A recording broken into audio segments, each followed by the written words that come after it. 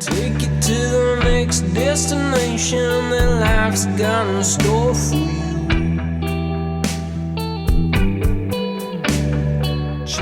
Now, after about 60,000 Ks,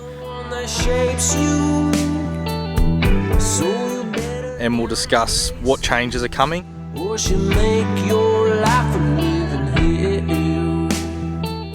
got this massive big tray.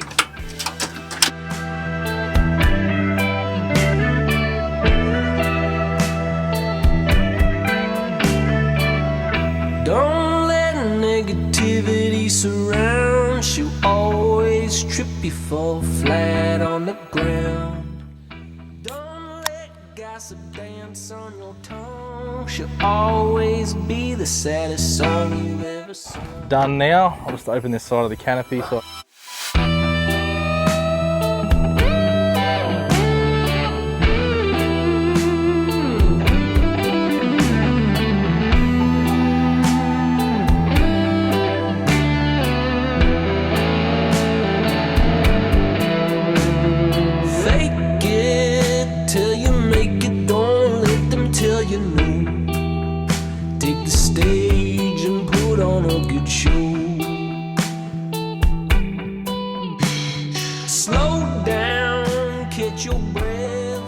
October 2017 is when I picked up the F-Truck after selling my PX1 Ranger, and just want to go through a little bit of a review on the actual truck itself. Not so much all the mods and stuff that I've done, because I've done a full walkthrough on this truck already, but basically, yeah, has the truck been a good truck? Have I had many dramas with it and things like that? And we're just gonna go for a walk around it and just let you know my thoughts on it, and just, yeah, kind of I guess all of 2018, 2019 and pretty much 2020, so it's close to 3 years that I've now owned it.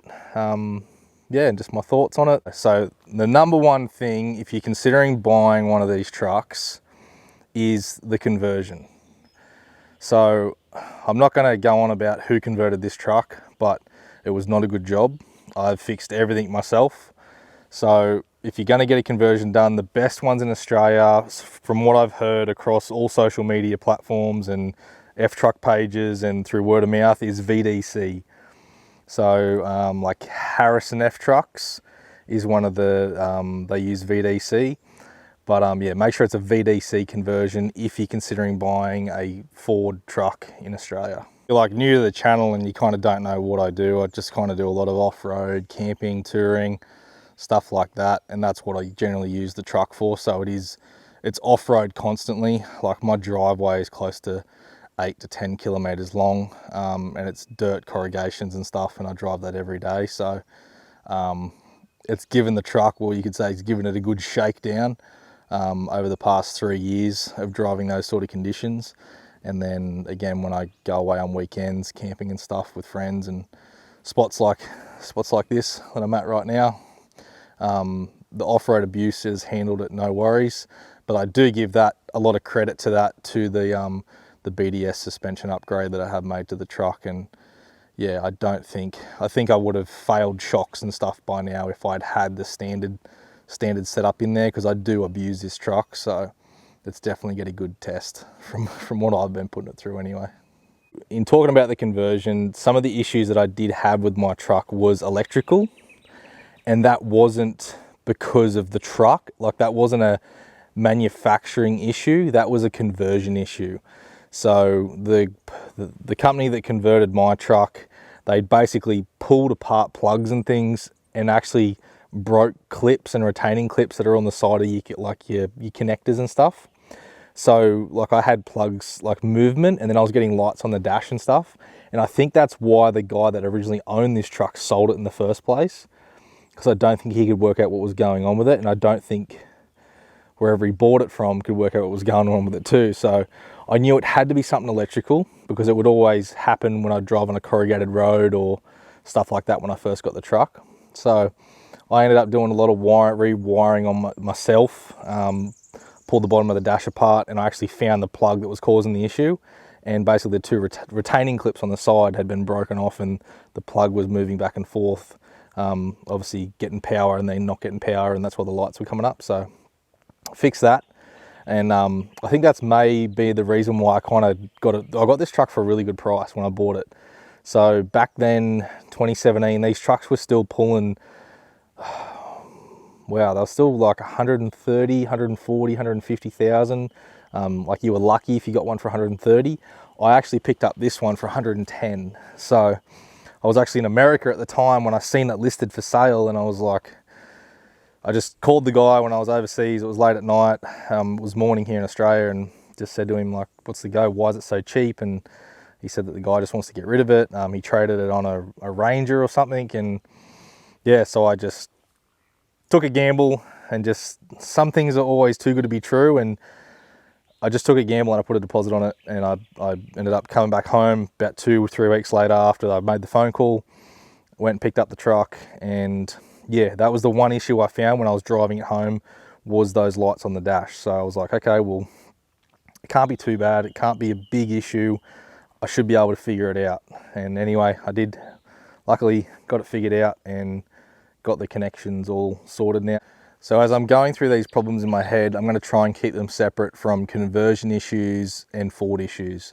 So the issues that I initially encountered with the truck due to the conversion, and then the issues that I had with the truck itself as a Ford manufactured product, what issues was there? So basically the first one was electrical with the plugs from the conversion. So if that was done properly, then there wouldn't have been an issue there. Number 2 was the steering box. The steering box failed its seals at probably about 60,000, I think it was. So I ended up finding the guy in Victoria who manufactured the boxes for these conversions, and he said, pull it out and send it to me and I'll fix it for free. So I was really appreciative of that.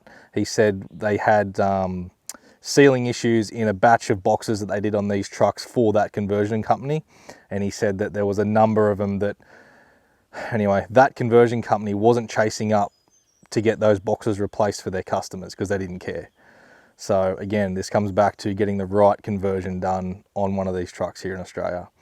So I had to pull the box out myself, sent it to him. He fixed it all, put all new seals in it, and changed some gear or something in it as well, and then sent it back to me. So I'm really appreciative of that guy. So that was probably about a year and a half ago he did that for me. So that was problem number 2 that I had, again due to the conversion.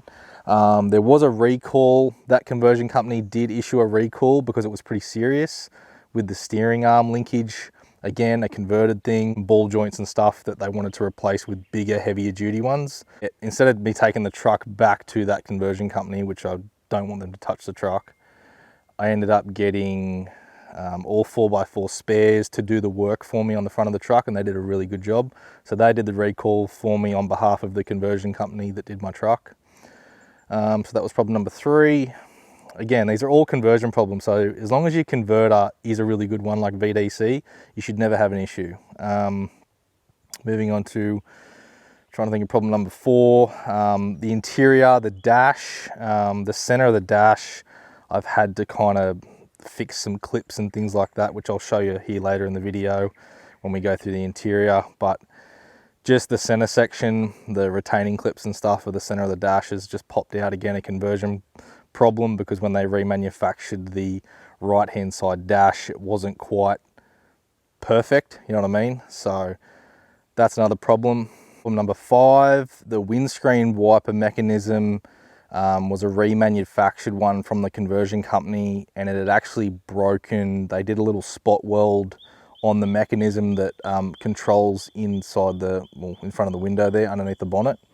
So with it moving the windscreen wipers back and forth, it actually sheared off this little spot weld that was on there. So I pulled all that out, cleaned it all up, re-welded it, fit it all back in, so it's all good now. But again, a conversion issue, not a Ford issue. It was a remanufactured windscreen wiper mechanism from the conversion company. So that was problem number 5. Thinking about it now, that's pretty much it for problems that I've had with the conversion company that did my truck. They're the only issues that I've had, which again are very minor, but just more so annoying and put you off a little bit. But just, yeah, so make sure the conversion company is a really good, reputable company, and you should have no issues. Okay, now moving on to Ford issues that I've had with the truck. I honestly can't think of too many. I had one issue with the rear window now and again, just a drip of water coming down from the rear slide, because it has a rear sliding window behind the back seat. I had a little issue there with drips of water, but it seemed to have fixed itself, I guess. The first probably 6 months I owned it, it did it, and it hasn't done it since, because my daughter, whenever she was in the truck in the back, she'd be like, "Dad, the window's leaking again," and it hasn't done it again since, she said. When it's been raining, I've been like, when I washed the truck, so yeah, I don't know, it could have been a bit of dirt or a stick or something in the window jammed somewhere, a leaf or something that was like funneling water in, but yeah, I don't know, it's fixed itself. So that's pretty much the only issue I can think with that. But everything else on the truck has been pretty good from a Ford side. Yeah, I honestly cannot think of anything.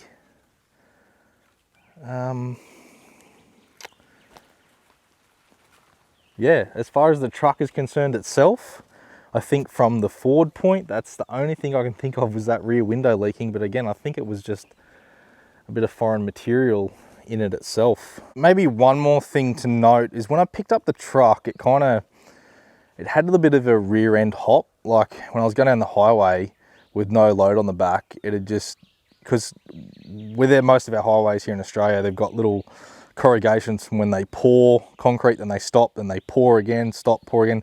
So you get these little waves in the concrete. There's only a couple of Aussie utes I've known to do that little hop in the rear end when they've got no weight on the back. This was pretty bad going down the highway. So if you're thinking of not ever having any weight on one of these American trucks, the Ram doesn't do it because it's got a coil rear end. It's just the leaf spring setup. So yeah, just reconsider if you're going to buy one of these and have no weight on it and drive a lot of highways in Australia. I'd highly suggest to put a canopy on it, tray canopy, something like that, to have some sort of weight in the back of that truck. If not, try and put a long range fuel tank or something in it, just to have a bit of weight. Like I'm talking maybe 300 kilos. If you can get around 300 kilos in the back of the truck all the time, then I think you should be right. But just something to think about is that you should really have weight in the back of these things. If you're towing, you should not have an issue, unless you take the caravan off or the trailer or whatever you're towing, and then you're going to drive highways with anything on the back of it. But if you're going to tow all the time, then no, they don't do it. So you should be fine there. So obviously that really isn't a problem for me. When I take the canopy off, however, I still do get a bit of a rear end hop, but I'm hopefully going to fix that soon with a long range tank, just because like aluminium tray, super light. So I do get that rear end hop when I'm driving down the highway. So, and trust me, doing any suspension work won't fix it. It will not fix it. Weight is the only thing that's going to fix it. So as soon as you drop around the sort of 300 kilos on the back of these things, it'll completely eliminate that. I've tried all different things. Like I've got the BDS 6-inch lift kit in this, and I tried some, there were some special designed shackles that went up in here. I can't remember the name of them, but they were like a torsion style with a big rubber bush, and they were supposed to eliminate the hop in the rear end, but they didn't. They yeah, I think they actually enhanced it and made it worse, so they definitely didn't fix it. But so I just put the stock ones back in. So, but if you can get like a long range tank put in the back of this thing, or just something, just a bit more weight in the back of the truck, you should never really have an issue. So I'll talk about the engine stuff now. I'll just pop the bonnet. So the engine, I service everything on this truck myself. I don't trust anyone because I've had too many bad dealings with mechanics and things to, yeah, I don't trust any mechanics. Just because like you pay them to do a job, and then you pick up your truck and you're checking what they're supposed to, like they should have undone that drain plug and it's not undone. I like to do all my own mechanical work because then I know it's right. Unless it's so far over my head, like internal engine work and shit for this thing, like then there's one mechanic I trust that I use for work all the time for our earth movement equipment. So he's probably the only guy I'd get to do that sort of shit. But yeah, so engine wise, I've been servicing the truck every 10,000 Ks. I've been running the same K&N filter, a Castrol, oil in it, every single change. I've done the intervals. There's a guy on YouTube I follow that he used to be a Ford mechanic, but now he's done his own thing on YouTube. So I follow his intervals on servicing and stuff because he likes to do it a bit sooner than what Ford says with the transmission and stuff like that. So the engine has been really good. Have not had any issues with the motor, touch wood so far. I do have the K&N intake on the truck as well, which has definitely helped fuel economy. I actually dropped, I think, 1.5 litres per 100 by fitting that before the train canopy and stuff were put on. So I've gained that back now by carrying the weight all the time, but definitely did make an improvement. Yeah, I just try to keep everything in the engine bay as clean as I can, just so I never get kind of all this dirt and corrosion and stuff kind of going on. I like to keep a really clean engine bay. So I'll talk a little bit about the drive line and stuff. So as you probably already know, unless you've watched my other videos, I do have a BDS 6-inch coilover conversion. So basically it replaces, this whole upper tower replaces the normal coil spring that these trucks come with, and it has a little pin top shock on the side there.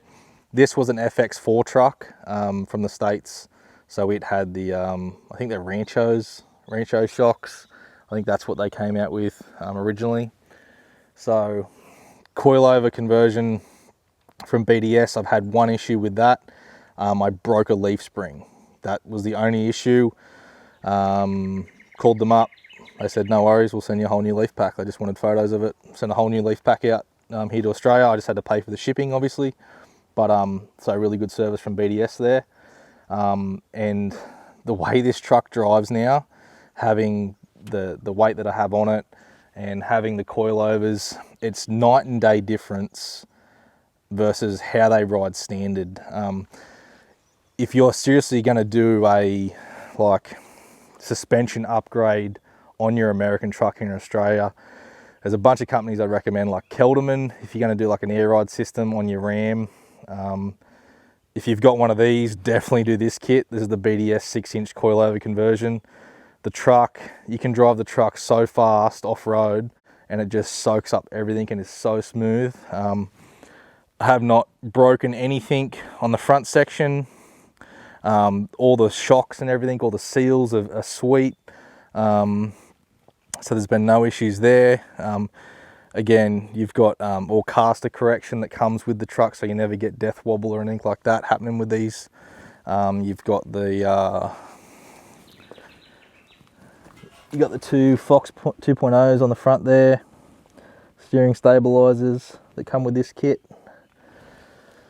So, and then you get leaf springs in the back, and the kit came with 2.0s for the rear, but I ended up upping that to the 2.5s just because I got all that weight in the back of the truck now, so it kind of made sense to go a little bit heavier in the shock. And you definitely notice the difference when you pay money for a suspension setup. You'll notice the difference. So it's one of those things. Don't try and get an upgrade if it's not really an upgrade. Like if you're only paying a few $100s for a shock, it's probably going to be not much better, or it's going to ride terribly, or be like the shocks are going to be too hard, or a lot of money goes into suspension development. So if you spend the money right and on the right systems and the right brand names, you will get a really good improvement on your truck. Again, with driveline, brakes, I'm on my second set of pads on the front, so for 119,000 Ks the truck's got on it. Rears, I'm just about to do a rear set, so that's kind of giving you an indication on the brake system, what kind of life you'll get out of them. But yeah, so over 100 nearly 20,000 on the rears for the rear brake pads, and I got about half the life in the fronts. So I think I replaced the fronts about 12 months ago, and they're only about half worn. So usually 2 sets to 1 set of backs on this truck. The transmission in this truck is the power shift. It's a 6-speed, super strong. I've never had any issues with the transmission. I serviced it at like 90,000 Ks, I think it was. Ford recommends 100,000 Ks, or I did it 10,000 Ks earlier with that, and now I'm going to do it every 30,000. I'm going to redo the transmission. But the fluid, when I dropped that, was still really pink and red. So, and I swapped the filter out, did all that myself, and I did both the diffs at the same time, front and rear diffs, got them all done. So I do have BDS traction bars, and like I mentioned before, when I broke that leaf spring, BDS actually asked me if I had traction bars fitted to the truck, because they were recommending I fit them if I've broken a leaf spring. And I said yes, I already have them fitted. So there isn't a Ford issue in here I've just remembered about. There's a little gear inside the blend door in these things, and it's plastic. And when you're trying to go from hot to cold with the dual climate, sometimes it gets stuck, or the little gear shears off. It's not too common, but it's just something to definitely be aware of. So I've got to pull mine out and fix mine. So if I put the passenger on heat, it really struggles to go back to AC. So I don't usually have the passenger on heat. I just kind of put mine on heat, and yeah, just have the passenger's air conditioner side off. So, but small issue, but I just haven't got around to pulling the blend door out and replacing that little gear, so I haven't really worried about it. The dash, so there's a little issue with this center section of the dash here. You can see that line down there. It doesn't quite sit in properly. It isn't like bad at all. It doesn't like clip out or anything, but it's just the fit and finish of that, just that line just there in the center of the screen now, near the AC. It just kind of just doesn't sit quite flush level with the remanufactured dash on this side. So, but other than that, the interior is pretty good, I think. It's not too many issues I can think about. So the other day I just wanted to reconfirm with myself how much I love the space in this thing. So I actually got my buddy, I drove his Hilux to dinner, and him and his missus actually took the F-truck just to get their opinion on the room and how it drove and everything, and he loved it. And yeah, definitely love having the space that you have from seat to seat is definitely a plus, just to have that nice comfortable room when you're touring. Having the amount of room I do in the back, I definitely love having the amount of space that's in the back for passengers, because they feel like they're sitting in the front. So definitely a plus there as well. So as far as issues with the truck itself being a Ford F250, literally no issues I've had with the truck itself.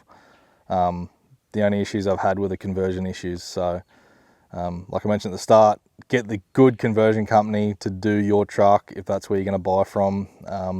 VDC in Australia is the best, I've been told, and that's definitely what I'm going to consider next if I go for another F250. Definitely, it's really hard to go back to owning a standard dual cab, because I got back in my mate's truck last night and I was just like, I don't think I can do this again after having the room I have and the power, just to put my foot down and have the power when I want it. And it's just so nice to drive, and just having the room and the space and the height. I love like being up high and being able to see traffic and navigate through traffic and stuff, just being up a bit higher. And yeah, so it's definitely has its pluses. But yeah, I mean, Rams are a big thing right now. Everyone's buying Rams, I guess, because Rams have the dealership kind of network. But definitely just go and look at a Ford as well, just so you know. That way you know what the F250 or the F150 or whatever you're going to buy, whatever that offers you, versus the Ram 1500 or the Ram 2500 or whatever you're looking at. So yeah, just get a feel for both. But if you can find a good mechanic, if you go with a Ford and you don't kind of want to do your own mechanical work like I do, just try and find a good mechanic locally. I tend to get most of my parts, if I'm not urgent for a part, I tend to buy my parts off eBay for my truck. If I'm urgent, I ring the guys at Super F Spares in Melbourne. They're really good to deal with. Yeah, so there's definitely parts there. They've got a bunch of these trucks like wrecked and stuff from the States they import as spares. So they've got spare motors, transmissions, brakes, drive lines, everything. You've got everything down there ready to go. So you should never be really waiting for anything for these trucks. But yeah, if you find a good mechanic locally that knew you that's willing to work on it, then that's a bonus. But I definitely will consider buying another one of these again. If there's nothing better on the market. I hope that Ford Australia does import these as a right-hand drive truck. That'd be really cool, I reckon. I think they'd sell a lot if they could undercut the Ram market here in Australia. I think they could sell a fair few of these things, even the F150s as well. So, but positive from me. Yeah, I'll buy another one. So go test drive one, see what you think, and comment below if this review's helped you and you did end up buying one and you love it. Let me know. So hopefully I gave you some information. You got any questions, anything I've kind of missed? I'm not too sure if I've missed anything, but yeah, just hit me up in the comments and I'll get back to you. So yeah, that's my review of my truck. Make sure you like and subscribe, and I'll catch you guys in the next video. See yous.